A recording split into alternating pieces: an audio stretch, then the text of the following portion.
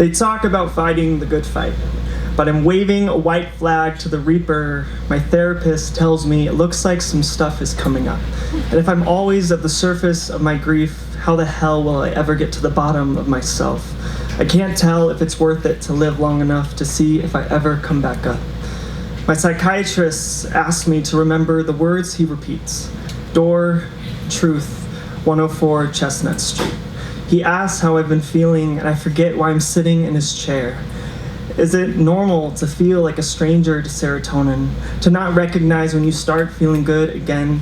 I tell him my anxiety started when I was young enough to be afraid of everything all the time. My mother and I both, cut from the same cloth, same sarcasm, same eye for interior design, same waging worries. How did we fit so much panic in such small bodies? My psychiatrist asked me to spell the word world backwards, and as my eyes roll back in focus, I think of my mother again. My psychiatrist asks if I thought about ending my life before, and I consider asking him before what.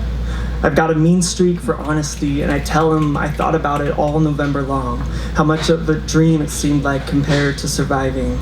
Door, truth, 104 Chestnut Street. He tells me the history of Zoloft like an ex-lover doing well, and I tell him my history like coming back from a forgettable war.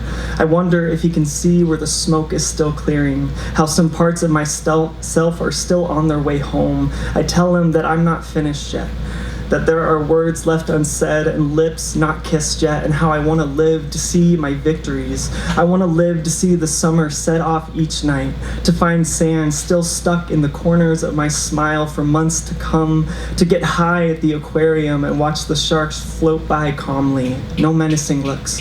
We both know the smell of blood, how it lingers, how it reminds us of where we bled and bruised. I want to walk through the glass tunnel and watch the light wave through the water.